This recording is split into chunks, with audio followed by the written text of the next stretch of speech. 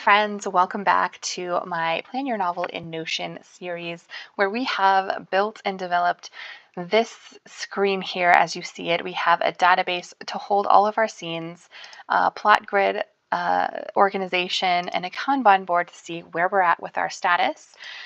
If you're interested in learning how to build this out, we also have scene card templates down here for the type of scene cards that you like to use. We've got the Story Genius scene card in here as well as others.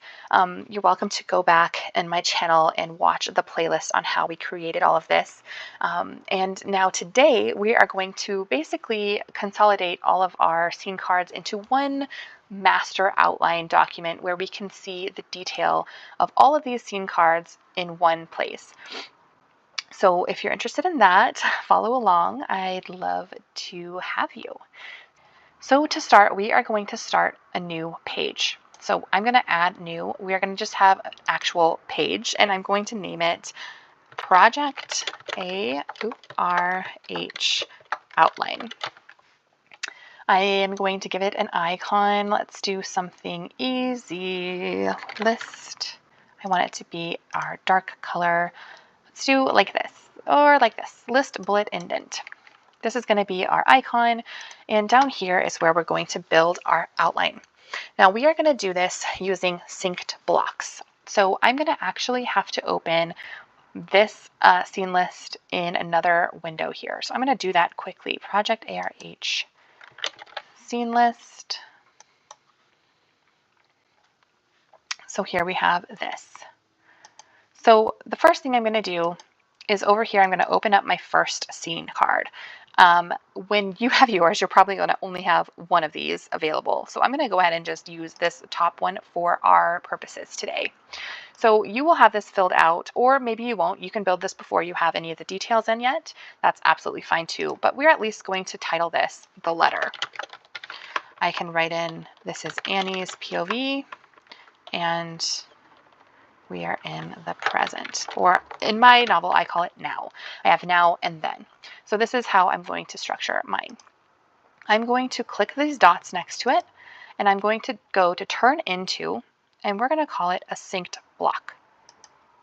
So all I have to do is click that, and it looks very much the same. But when I click on it, it has this like this orange or red box. Sometimes it's red.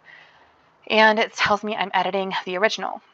But I want to copy this block just like that, and I want to go back to my outline page, and I'm going to Control V, paste it, and you can see it still has that orange outline. So now when I open this up, it's going to bring all of my information over.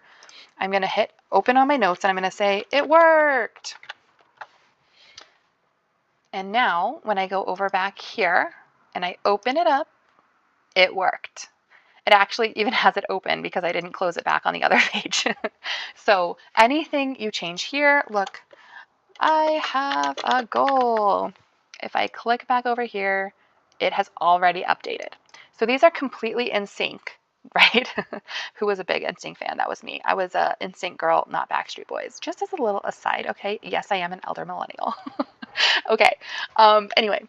So that's how we're going to do this. It is manual. We have to go into each one of these separately and follow those steps in order to get them all here. So I'm going to close this now, and we're going to go on to our next one. So new idea. This is why we added in our template already a toggle sheet. That's going to make it easier for us to navigate. So we're going to go to turn into, and we're going to hit synced block again. Same thing, but I want to change my title before I forget. New idea. This is Annie now. And I'm just going to copy my synced block. I'm going to come back over. I'm going to make sure I'm out of that one, just in a blank space, and I'm going to Control V. So now we've got 2 in a row.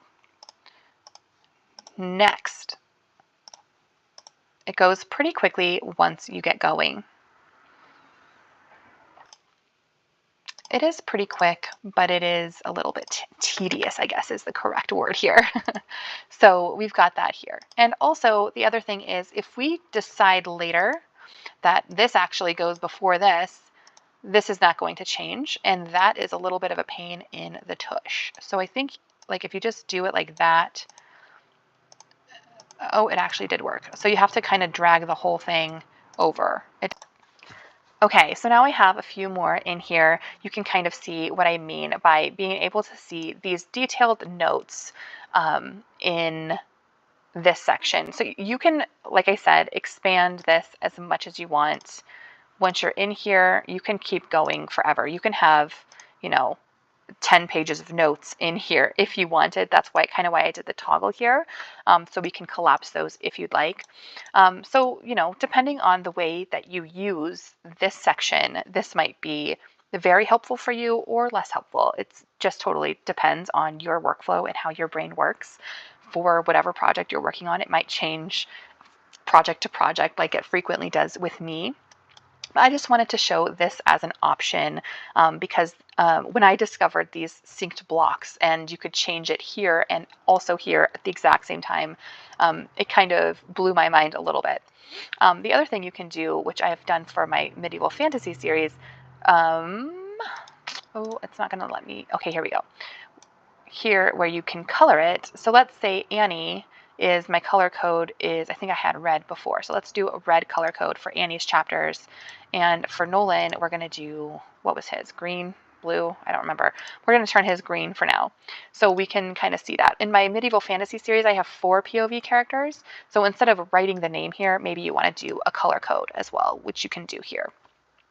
These are just some of the like little tips and tricks and organization things I've learned on Notion through my time using it. I've kind of been playing around in it for a few years now.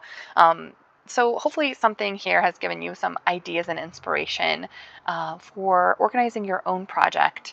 I'd love to hear if there are other things you use in here somehow that are helpful for you. There are just tons of things you can do in this program, and it's literally endlessly customizable. So if you found something helpful in this series, that's the whole point. That's why I'm sharing. So I hope you did.